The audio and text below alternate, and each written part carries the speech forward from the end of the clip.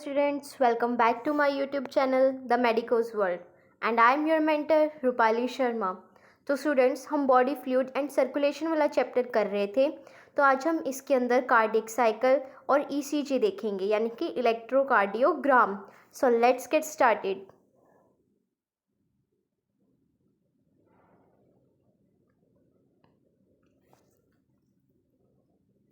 ये देखो, तो आज हमारा सबसे पहला टॉपिक है कार्डियक साइकिल।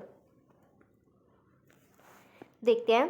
कार्डियक मतलब हार्ट से रिलेटेड और साइकिल मतलब कि जो हार्ट है वो अपनी सर्कुलेशन की साइकिल को कैसे कंप्लीट कर रहा है, कैसे कितनी देर में जो हमारे ऑरिकल्स है, एट्रियम है, वो कॉन्ट्रैक्ट कर रहे हैं और कितने टाइम के लिए वो रिलैक्स कर रहे हैं, कितने टाइम के लिए वेंट्रिकल्स कॉन्ट्रैक्ट कर रहे हैं और रिलैक्स कर रहे हैं, तो वो और हमारी बीट कैसे जनरेट हो रही है, वो सब हम इसके अंदर देखेंगे कार्डियक साइकिल के अंदर। तो चलो शुरू करते हैं। How does the heart function, जो हार्ट है वो अपना काम कैसे करता है। Let's take a look.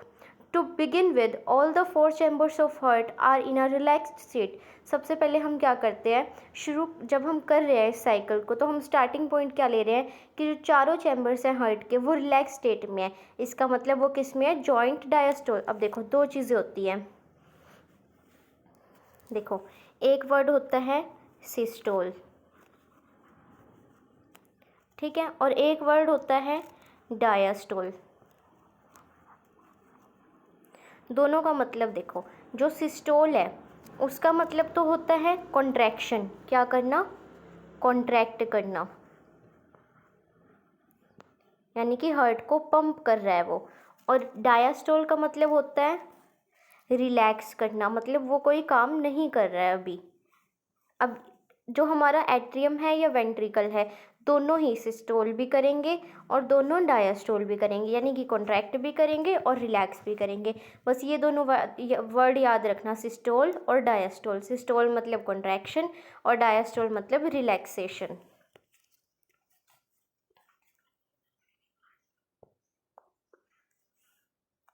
तो चलो देखो, यहाँ पे क्या बोला है कि पहले हमने कौन से पॉइंट से शुरू किया कि दोनों जॉइंट डायस्टोल में है। डायस्टोल में है दोनों, मतलब रिलैक्स स्टेट में है। As the tricuspid and bicuspid valve are open. अब ट्राइकस्पिड और बाइकस्पिड वॉल्व क्या थे, हमने पढ़े थे एट्रियम और वेंट्रिकुलर के बीच में जो वॉल्व थे। अब ट्राइकस्पिड और बाइकस्पिड कैसे याद रहेगा, कौन सी साइड कौन सा है, तो इसकी एक ट्रिक है, क्या, लैब रैट। लैब के अंदर क्या है, एक रैट आ गया, लैब रैट। लैब यानी कि एल से लेफ्ट, एट्रियम की साइड कौन सा होगा, बाइकस्पिड, और राइट एट्रियम की साइड कौन सा होगा, ट्राइकस्पिड। अब बाइकस्पिड का ही दूसरा नाम क्या है, मिट्रल वॉल्व। तो अब देखो यहाँ पे कि जो ट्राइकस्पिड और बाइकस्पिड है वो कैसे है, इस टाइम खुले हैं, यानी कि एट्रियम से वेंट्रिकुलर के अंदर आराम से ब्लड फ्लो कर रहा है। Blood from the pulmonary veins and vena cava, जो हमारी पल्मनरी वेन्स है यानी कि वापस हार्ट में ला रही है, और वेना केवा, इंफीरियर और सुपीरियर वेना केवा, वो क्या कर रही है, वो flow into the left and right ventricle respectively. वो कहाँ पे जा रही है, राइट और लेफ्ट वेंट्रिकल में आ रही है, through the left and right atria, यानी कि हमारे एट्रियम के अंदर जैसे जैसे ब्लड भरे जा रहा है वो नीचे वेंट्रिकल्स में आ रहा है। न सेमिल्यूनर वॉल्व, अब जो हमारे सेमिल्यूनर वॉल्व है यानी कि जो कहाँ पे प्रेजेंट थे, हमारे आयोर्टा के अंदर और पल्मनरी आर्टरी के अंदर, वो क्या है, वो इस टाइम पे क्लोज है। एक बार पहले थ्योरी पढ़ते हैं अच्छे से, फिर मैं डायग्राम के थ्रू भी समझाऊंगी, ठीक है। द SAN क्या था, cyano atrial node. Now generate an action potential, उसने क्या जनरेट किया, एक्शन पोटेंशियल। एक्शन पोटेंशियल का मतलब कि उसने बीट जनरेट करी, इम्पल्स जनरेट करी। हमने पढ़ा था ना कि जो हमारा हार्ट है वो कैसा है, ऑटो एक्साइटेबल है, यानी कि खुद ही बीट जनरेट करता है। तो ऐसे नोड ने इम्पल्स जनरेट करी, विच स्टिमुलेट, जिसने स्टिमुलेट किया, एक्साइट किया, किसको, एट्रियम को, to undergo a simultaneous contraction, कि वो कॉन्ट्रैक्शन में जाए, यानी कि सिस्टोल में जाए। तो क्या हो जाएगा, arterial systole. This increase the flow of blood into the ventricle. अब जब हार्ट मतलब कि जो एट्रियम है हमारा वो सिस्टोल में जाएगा, सिस्टोलिक प्रेशर बढ़ेगा उसके अंदर, मतलब कॉन्ट्रैक्ट करेगा, वो सिकुड़ेगा, तो जिसकी वजह से जो प्रेशर है वो इंक्रीज होएगा और हमारा ब्लड कहाँ पे फ्लो कर जाएगा, नीचे वेंट्रिकल्स के अंदर फ्लो कर जाएगा। कितना, बाय 30%, 30% ब्लड चला जाएगा हमारा वेंट्रिकल्स के अंदर, कहाँ से, एट्रिया में से। The action potential is conducted to the ventricular side. अब धीरे धीरे ये एक्शन पोटेंशियल कहाँ गया, वेंट्रिकल्स की साइड में गया। कौन लेके गया, एवीएन, एवी नोड और AV bundle. From where, the bundle of his लेके गया आगे, transmitted through the entire ventricular musculature. This cause the ventricular muscle to contract. अब वेंट्रिकुलर कॉन्ट्रैक्ट करने लग गए, यानी कि वेंट्रिकुलर सिस्टोल हो गया। द एट्रिया अंडरगोज, अब जैसे ही हमारा वेंट्रिकल सिस्टोल में जाएगा यानी कि कॉन्ट्रैक्ट करना शुरू होएगा, तो जो एट्रियम है वो क्या करेगा, वो रिलैक्स करेगा, coinciding with the ventricular systole. यानी कि जब वेंट्रिकुलर सिस्टोल करेगा तो एट्रियम क्या करेगा, रिलैक्स करेगा।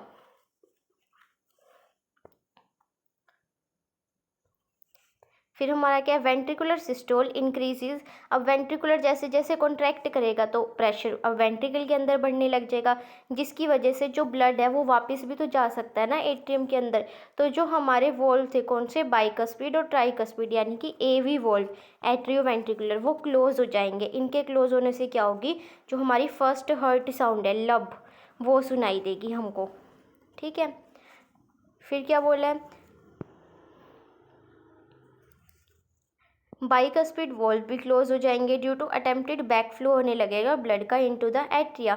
As the ventricular pressure increase further, जैसे जैसे और प्रेशर बढ़ेगा जो सेमिलुनर वॉल्व है वो क्या हो जाएंगे, वो ओपन हो जाएंगे, क्योंकि अब वेंट्रिकुलर कॉन्ट्रैक्ट कर रहा है, प्रेशर बढ़ रहा है ना, ब्लड पीछे जा पा रहा, तो कहीं तो रास्ता चाहिए ना उसे आगे बढ़ने के लिए, तो वो जोर लगाएगा कौन से दरवाजे पे, कौन से वॉल्व पे, सेमिलुनर वॉल्व पे, तो वो खुल जाएंगे और ब्लड कहाँ फ्लो कर जाएगा, पल्मोनरी आर्टरी और एओर्टा में, allowing the blood in the ventricle to flow through these vessels into the circulatory pathway. The ventricle now relax. अब ventricular क्या करेंगे, रिलैक्स कर रहे हैं, और जो हमारे एट्रियम थे वो तो रिलैक्स कर ही रहे थे, यानी कि वेंट्रिकुलर डायस्टोल हो गया।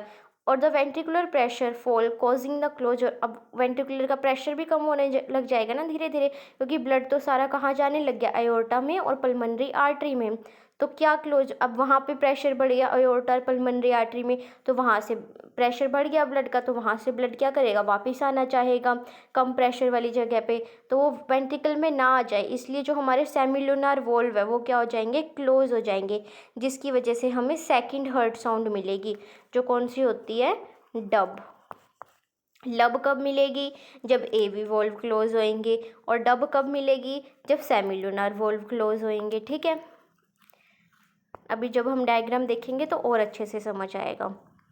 As the ventricular pressure decline further, the tricuspid and bicuspid valve are pushed open. अब जैसे जैसे वेंट्रिकुलर का प्रेशर कम हो रहा है तो जो ट्राइकस्पिड और बाइकस्पिड वॉल्व है वो धीरे धीरे खुल रहे हैं, क्योंकि जब ये मतलब वेंट्रिकुलर रिलैक्स में जा रहा है तो एट्रिया का रिलैक्सेशन टाइम इतना ख़त्म हो चुका होगा ना, धीरे धीरे वो भी तो वापस से कॉन्ट्रैक्ट करना शुरू करेगा, उसमें ब्लड भर चुका होगा, तो वो ब्लड कहाँ जाना चाहेगा, वेंट्रिकल्स में, तो क्या हो जाएंगे, ट्राइकस्पिड और बाइकस्पिड यानी कि एवी वॉल्व वापस खुल जाएंगे, और जिसकी वजह से जो प्रेशर बढ़ा था एट्रिया के अंदर उसकी वजह से जो ब्लड है वो कहाँ चला जाएगा, वो वापस से वेंट्रिकल्स में चला जाएगा, जो वेन्स के थ्रू आया था एट्रिया में।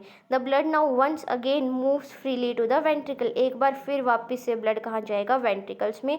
तो जो वेंट्रिकल और एट्रिया है अब वो किस में चले जाएंगे, अगेन फिर से इकट्ठे जॉइंट डायस्टोल में चले जाएंगे, जहाँ पे हमने शुरुआत करी थी, जॉइंट डायस्टोल से शुरुआत करी थी और वापस साइकिल घूम के वहीं पे आ गई है। सून द एस एन यानी कि S node generate a new action potential and the event described above are repeated in the same sequence and the process continues। नीचे वाला हम फिर पढ़ेंगे, पहले एक बार ये साइकिल अच्छे से डायग्राम के थ्रू देखते हैं। ये देखो यहाँ पे ये क्या है, ये हमें टाइम दिखाया हुआ है, यहाँ से शुरू हो रहा है हमारा 0 पॉइंट, जो कार्डिक साइकिल है वो कितने टाइम की होती है हमारी, वो हमारी 0.8 सेकंड की होती है। तो यहाँ पे वही टाइम दिखाया हुआ है, ये देखो 0.1 से शुरू होके 2 3 4 5 6 7 और वापस 8 पे आ गया है। तो देखो अब जो पहले एक चीज़ और याद रखो कि जो हमारा रिलैक्सेशन और कॉन्ट्रैक्शन का टाइम है वो कितनी देर का होता है। देखो सबसे पहले हम देखते हैं एट्रियम का, ये रहा हमारा एट्रिया।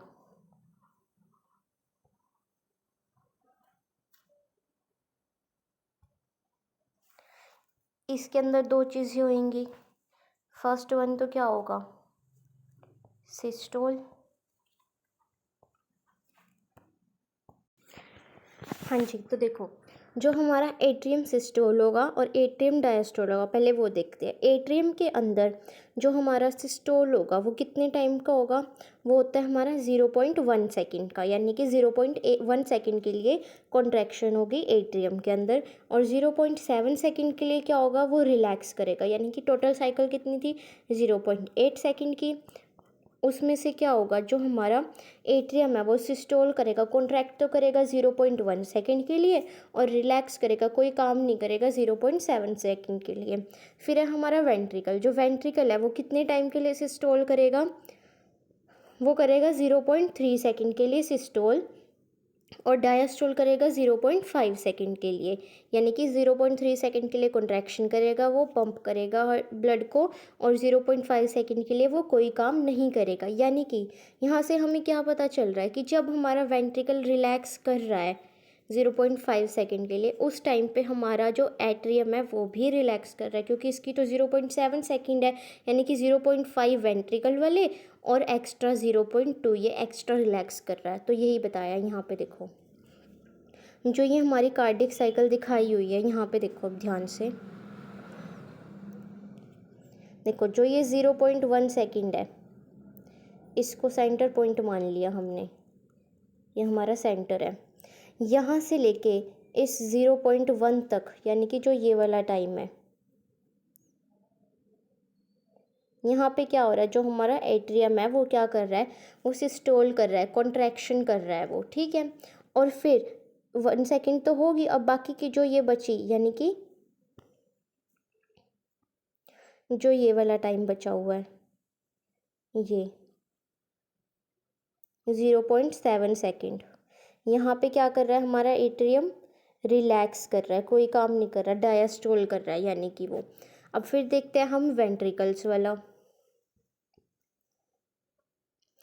अब जो हमारा वेंट्रिकल का, ये देखो, अब हमारा वेंट्रिकल कितने टाइम के लिए हमने देखा था कि कॉन्ट्रैक्ट करता है, वो कॉन्ट्रैक्ट करता है 0.3 सेकेंड के लिए और रिलैक्स करता है 0.5 सेकेंड के लिए, यानी कि 0.3 सेकेंड। यहाँ तक तो हमारा एट्रियम ही काम कर रहा था, उसके आगे ये 1 सेकेंड, मतलब 0.1, 0.2 और 0.3 सेकेंड। यहाँ पे क्या कर रहा है, जो वेंट्रिकल है वो क्या कर रहा है, वो कर रहा है काम, वो कर रहा है सिस्टोल। और फिर जो बच गया 0.5 सेकेंड, यानी कि ये वाला 1, 2, 3, 4 एंड 5, यहाँ तक। यहाँ पे क्या करेगा, जो हमारा वेंट्रिकल है वो क्या कर रहा है, वो रिलैक्स कर रहा है, कोई काम नहीं कर रहा। 1, 2, 3, 4, 5, यहाँ तक 0.5 सेकेंड तक। यानी कि हमें यहाँ पे क्या देखने को मिल रहा है कि जब हमारा जो वेंट्रिकल है वो रिलैक्स की पोजीशन में आ रहा है, तब हमारा जो एट्रियम है वो भी रिलैक्स कर रहा है। ये देखो, यहाँ से शुरू हुआ था ना हमारा वेंट्रिकल रिलैक्स करना, और एट्रियम भी रिलैक्स की पोजीशन में है, यानी कि ये हमारा यहाँ से यहाँ तक का जो टाइम है ये कैसा है, जॉइंट डायस्टोल का टाइम है, यानी कि दोनों इकट्ठे रिलैक्स कर रहे हैं। देखो यही दिखाया हुआ है। पहले क्या कर रहा था, एट्रियम सिस्टोल, यानी कि 0.1 सेकेंड के लिए एट्रियम ने कॉन्ट्रैक्शन करी, ब्लड गया हमारा कहाँ पे जाने लग गया, ब्लड वेंट्रिकल के अंदर, जो एवी वॉल्व थे वो खुल गए हमारे, यानी कि बाइकस्पिड और ट्राइकस्पिड वॉल्व। फिर क्या हुआ, फिर हमारा जो एट्रियम था वो रिलैक्सेशन की स्टेट में चला गया, यानी कि वो आराम से रिलैक्स कर रहा है, और वेंट्रिकल के अंदर प्रेशर क्या हुआ, वो बढ़ने लग गया, वेंट्रिकल काम करने लग गया, सिस्टोलिक में आ गया। यानी कि अब जब वेंट्रिकल के अंदर प्रेशर बढ़ेगा तो हमारा जो ब्लड है वो बैकवर्ड भी तो जा सकता है ना एट्रियम के अंदर, तो इसीलिए जो एवी वोल्व है उन पे प्रेशर लगेगा और वो क्या हो जाएंगे, वो हो जाएंगे हमारे क्लोज, यहाँ पे होंगे एवी वोल्व क्लोज, और यहीं पे हमें क्या मिलेगी, फर्स्ट हर्ट साउंड, जिसको क्या बोलते हैं, लब, ठीक है, वो मिलेगी हमें। और फिर अब जब हमारा ये सिस्टोल कर रहा है तो मतलब कि प्रेशर बढ़ रहा है, अब धीरे धीरे क्या होगा, प्रेशर कम होना शुरू हो जाएगा, और जो हमारा ब्लड है वो कहाँ जाना शुरू कर देगा, वो वेंट्रिकल तो जाएगा डायस्टोल के स्टेज में, और जो हमारा ब्लड है वो जाना शुरू कर देगा पल्मोनरी आर्टरी में और एयोर्टा के अंदर, वहाँ के जो वॉल्स है सेमिलुनर वॉल्व वो खुल जाएंगे। और फिर जैसे जैसे इसकी मतलब ये तो रिलैक्स ही कर रहा है अभी, लेकिन एट्रियम कॉन्ट्रैक्ट करना शुरू कर देगा उस टाइम पे। तो तब क्या होगा, जो सेमिलुनर वॉल्व है वहाँ पे प्रेशर बढ़ेगा और वो वापस बैक फ्लो करना शुरू करेगा। तो यहाँ पे क्या होगा, जो हमारे एसएल वॉल्व है सेमिलुनर वॉल्व, वो कैसे हो जाएंगे, वो हो जाएंगे क्लोज। और उस टाइम पे हमें क्या मिलेगी, हमें मिलेगी सेकंड हर्ट साउंड, जिसको क्या बोलते हैं, डब। आया समझ इतना? देखो इस टाइप के थ्रू देखो,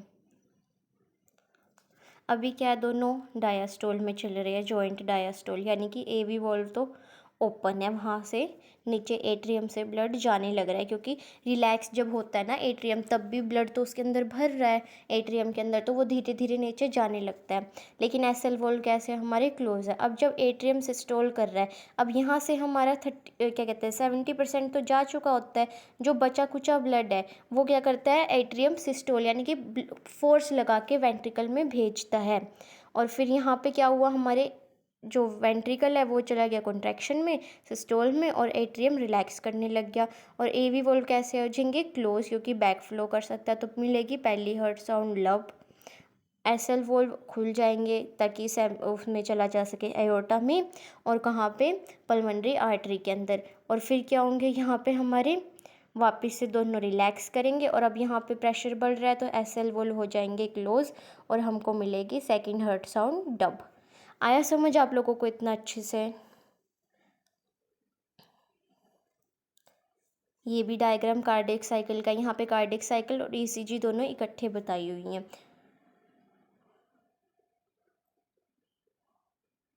अब देखो हमारा जो बचा हुआ पार्ट है ये पढ़ लेते हैं एक बार। एक बार डायग्राम अच्छे से समझ के, जैसे मैंने बताया है, टाइमिंग का ध्यान रख के, कब कौन सा वॉल्व खुलेगा बंद होएगा वो सब देख के, फिर इस थ्योरी को पढ़ना, बहुत अच्छे से क्लियर हो जाएगी, ट्रस्ट मी। फिर है हमारा ये थ्योरी थोड़ी सी रहती है, ये देखते हैं। This sequential event in the heart which is cyclically repeated is called cardiac cycle. अब जो ये इवेंट हो रहे हैं ना सीक्वेंशियली, मतलब कि सीक्वेंस में 1 बाय 1 स्टेप वाइज हार्ट के अंदर, वो कैसे है, वो साइक्लिकली रिपीटेड हो रहे हैं, यानी कि साइकिल चल रही है उनकी, एक के बाद एक रिपीट हो रहे हैं, उसको ही हम क्या बोलते हैं, cardiac cycle. And it consist of systole and diastole, हमें पता चल गया कि उसका एट्रियम का और वेंट्रिकुलर का। एज मैंशनड अर्लियर, जैसा कि हमने पहले भी पढ़ा है कि जो हार्ट बीट है वो कितनी होती है, 72 टाइम्स पर मिनट। इसका मतलब क्या है कि जो कार्डियक साइकिल परफॉर्म हो रहे हैं पर मिनट, वो कितने हो रहे हैं, 0 पॉइंट, ठीक है। From this it could be deduced that the duration of cardiac cycle कितना होगा, 0.8 second. During a cardiac cycle each ventricle pumps out. अब हर एक कार्डियक साइकिल के अंदर जो वेंट्रिकल है, दोनों ही वेंट्रिकल, वो कितना ब्लड पंप करते हैं, 70 ml। ये बहुत इंपॉर्टेंट क्वेश्चन है, इसको प्लीज़ अच्छे से याद रखना। इसी को हम क्या बोलते हैं, स्ट्रोक वॉल्यूम। बहुत बार एग्जाम में पूछा जाता है कि, और स्पेशली लेफ्ट वेंट्रिकल से रिलेट करके पूछते हैं कि लेफ्ट वेंट्रिकल एक कार्डियक साइकिल के अंदर कितना ब्लड पंप करता है, स्ट्रोक वॉल्यूम कितनी होती है, 70 ml। द स्ट्रोक वॉल्यूम को मल्टीप्लाई कर दो हार्ट रेट से, यानी कि number of beats per minute, यानी कि 72 से, तो हमको क्या मिलेगा, कार्डियक आउटपुट, कितना काम कर रहा है हार्ट, कितना आउटपुट, कितना बाहर निकाल रहा है blood. Therefore the cardiac output can be defined as, तो कितना बाहर निकाल रहा है, जो हम 5 ml जितना हमारे अंदर ब्लड होता है, या फिर 5000 ml, sorry 5 litre. Therefore, the cardiac output can be defined as volume of blood pumped out by each ventricle per minute and average 5000 ml or 5 liter in an healthy individual. The body has the ability to alter the stroke volume as well as the heart rate. Body के पास ability है क्या, कि वो change कर सकती है अपने stroke volume को और हार्ट रेट को। जैसे कि एथलीट होते हैं ना, उनके अंदर जो हार्ट की पंप करने की कैपेसिटी होती है वो ज़्यादा होती है। For example, the cardiac output of an athlete will be much higher, आगे ना वही बात, than an ordinary man.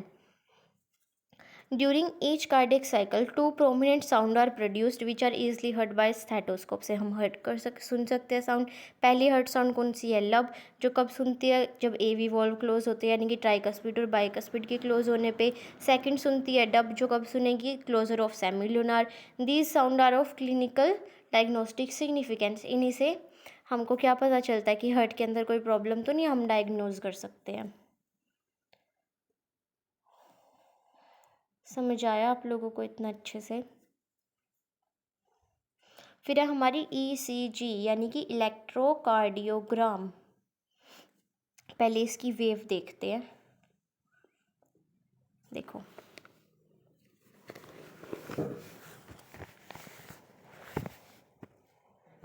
देखो जो हमारी ईसीजी वेव होती है वो कुछ ऐसी दिखती है। तो इसका जो सबसे पहला सेगमेंट होता है ये वाला, इसको हम क्या बोलते हैं? पी। फिर सेकंड जो सेगमेंट होता है इसको बोलते हैं क्यू आर एस, और थर्ड वाले को वेव को बोलते हैं हम टी। जो पी है वो वेव कब बनती है, ये वाली वेव, जब हमारा जो एट्रियम है वो क्या करता है, वो करता है सिस्टोल यानी कि कॉन्ट्रैक्शन। और फिर जब ये वाली है क्यू आर एस वाली, ये कब बनती है हमारी, जब जो हमारा वेंट्रिकल है वो करता है क्या, सिस्टोल। और टी वाली कब बनती है, जब हमारा वेंट्रिकल करता है क्या, डायास्टोल। यानी कि पी वेव कब बनेगी, जब एट्रियम कॉन्ट्रैक्ट कर रहा है, क्यू आर एस बनेगी जब वेंट्रिकुलर कॉन्ट्रैक्ट कर रहा है, और टी बनेगी जब वेंट्रिकुलर डायस्टोल कर रहा है। तो एक बात तो यहाँ सोचने वाली है कि हमने एट्रियम का सिस्टोल कर दिया, वेंट्रिकुलर का कर दिया, लेकिन एट्रियम का डायस्टोल तो नहीं किया, वेंट्रिकल का तो हमने डायस्टोल करा है। क्यों नहीं किया हमने, क्योंकि एट्रियम डायस्टोल कब करता है, जब वेंट्रिकुलर सिस्टोल चल रहा होता है, तब एट्रियम डायस्टोल में होता है ना, यानी कि जब वेंट्रिकुलर सिस्टोल हो रहा है तभी हमारा एट्रियम डायस्टोल कर रहा है, इसलिए इसको अलग से नहीं दिखाया हमने। इतना आया समझ? अब जो ईसीजी है, जो वेव बनती है उसको हम क्या बोलते हैं, इलेक्ट्रोकार्डियोग्राम। ग्राफ नहीं बोलना, जो वेव बनेगी, वेव कैसी बन रही है, यही ट्रिक है यहाँ पे कि जो वेव बन रही है हमारी उसको ग्राफ की फॉर्म में देखते हैं, लेकिन उसको ग्राफ ना बोल के उसको बोलना है ग्राम। और जो इंस्ट्रूमेंट यूज़ होगा उसको क्या बोलेंगे, उसको बोलना है ग्राफ, इलेक्ट्रोकार्डियोग्राफ। यही ट्रिक है यहाँ पे याद रखने की कि उल्टा लेके चलना है, वेव को तो बोलेंगे ग्राम और इंस्ट्रूमेंट को बोलेंगे ग्राफ। अब देखते हैं ईसीजी। देखो, you are probably familiar with this scene from a typical, ये आपने हॉस्पिटल में या टेलीविजन में देखा होगा ना कि एक पेशेंट है, उसको हम मॉनिटरिंग मशीन पे ऑब्जर्व कर रहे हैं और अचानक से एक साउंड आती है, पिप पिप पिप पी, ऐसी साउंड आती है ना और ऐसे लाइन सी बनी आ जाती है, लास्ट में वेव चलती रहती है, पहले तो नॉर्मल और फिर ऐसे लास्ट में ऐसी वेव आ जाती है, स्ट्रेट वेव, मतलब कि उस पर्सन की डेथ हो चुकी है, हार्ट अब उसकी कोई एक्टिविटी शो नहीं कर रहा है, तो हार्ट कैसे हो गया, कार्डियक अरेस्ट में चला गया। दिस टाइप ऑफ मशीन, इस मशीन को क्या बोलेंगे, इलेक्ट्रोकार्डियोग्राफ। इंस्ट्रूमेंट को बोलना है ग्राफ, जो क्या यूज़ होता है ऑब्टेन करने के लिए, इलेक्ट्रोकार्डियोग्राम। वेव को बोलेंगे इलेक्ट्रोकार्डियोग्राम। ईसीजी क्या है, ग्राफिकल रिप्रेजेंटेशन है इलेक्ट्रिकल एक्टिविटी की हार्ट की during a cardiac cycle. To obtain a standard ECG हमको क्या करना पड़ेगा, patient is connected to the machine with 3 electrical leads. जो पेशेंट है उसको कनेक्ट करते हैं 3 इलेक्ट्रिकल लीड से, एक कहाँ पे, रिस्ट पे, एक लेफ्ट एंकल पे। That are continuously monitor the heart activity, जो लगातार हार्ट की एक्टिविटी को मॉनिटर करेंगे। और अगर हमें ज़्यादा डिटेल्ड इवेल्युएशन देखनी है तो हम क्या करेंगे, मल्टीपल लीड्स अटैच कर देंगे चेस्ट रीजन पे पर्सन के। Each peak in ECG is identified with letter from P to letter T that correspond to a specific electrical activity of the heart। ये हमने पढ़ा कि P से लेके T तक के लेटर्स होते हैं, P, Q, R, S और T। P वेव क्या रिप्रेजेंट करती है, इलेक्ट्रिकल एक्साइटेशन यानी कि कॉन्ट्रैक्शन ऑफ एट्रिया। अब ये 2 वर्ड आएंगे ECG के अंदर, एक होता है हमारा, देखो यहाँ पे देखो, ECG के अंदर 2 वर्ड होते हैं, पहला होता है डीपोलराइजेशन,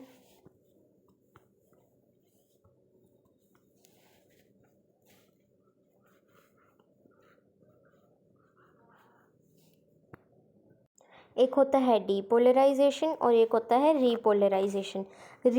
ये किससे रिलेट हो रहा है हम लोगों को, रिलैक्स से। तो रीपोलराइजेशन जहाँ पे भी आएगा उसका मतलब कि एट्रियम और वेंट्रिकुलर क्या कर रहे हैं, वो रिलैक्स कर रहे हैं। और डीपोलराइजेशन जो बच गया उसका मतलब क्या हो जाएगा कि वो दोनों कॉन्ट्रैक्ट कर रहे हैं। तो जहाँ भी बोला हो जैसे एट्रियम डीपोलराइजेशन यानी कि एट्रियम क्या कर रहा है, कॉन्ट्रैक्ट कर रहा है, या वेंट्रिकुलर रीपोलराइजेशन यानी कि वेंट्रिकुलर क्या कर रहा है, रिलैक्स कर रहा है हमारा। तो देखो यहाँ बोला है ना एक्साइटेशन और डीपोलराइजेशन ऑफ द एट्रिया, यानी कि एट्रियम क्या कर रहा है हमारा यहाँ पर, कॉन्ट्रैक्ट कर रहा है। लिखा है contraction of both the atria. जो QRS कॉम्प्लेक्स है वो क्या दिखाता है, डीपोलराइजेशन ऑफ द वेंट्रिकल, यानी कि वेंट्रिकुलर कॉन्ट्रैक्शन। ये the contraction start shortly after Q, कब शुरू होती है, Q पर, और marks the beginning of systole, यानी कि कॉन्ट्रैक्शन शुरू हो गई है, Q उसका मार्क है, वो बताता है। T वेव पे क्या होगा, वापस से वेंट्रिकल क्या होंगे, return of the ventricle from excited to normal state में आ जाएंगे, यानी कि रीपोलराइजेशन, रिलैक्सेशन की स्टेट में। वो क्या बताएगा, एंड ऑफ डायस्टोल। ये याद रखना कि कौन बिगनिंग करता है कौन एंड। कई बार क्वेश्चन ऐसे भी पूछा जाता है डायरेक्ट ना पूछ के कि बताओ यहाँ पे डीपोलराइजेशन हो रही है या रीपोलराइजेशन, ये तो पूछेंगे ही। ये भी पूछेंगे कि कौन सा ऐसा पॉइंट है जहाँ पे बिगनिंग होती है सिस्टोल की। अब कोई भी सिस्टोल हो सकता है, वो या तो वेंट्रिकुलर या फिर एट्रियल वाला, लेकिन ज़्यादातर वेंट्रिकुलर का पूछते हैं। और ये भी पूछा जाता है कि एंड कहाँ पे हो रही है, T पे। Obviously by counting the number of QRS को काउंट करके that occur in a given time period one can determine the heart beat rate of an individual since ECG obtained from different individual have रफली the same shape for a given lead configuration. अगर कोई भी deviation हो रही है इस shape से तो क्या है कि एबनॉर्मेलिटी है या उस पर्सन को डिजीज़ है, इसीलिए इसकी भी क्लिनिकल सिग्निफिकेंस है।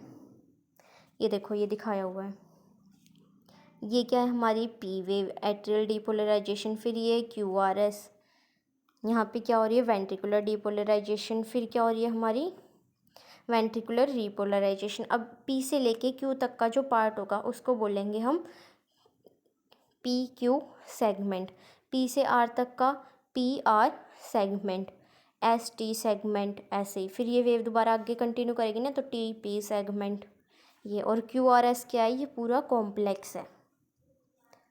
सो स्टूडेंट्स आज के लिए इतना ही करेंगे हम लोग। Please like share and subscribe my YouTube channel. Keep loving, keep supporting, stay tuned. Thank you so much.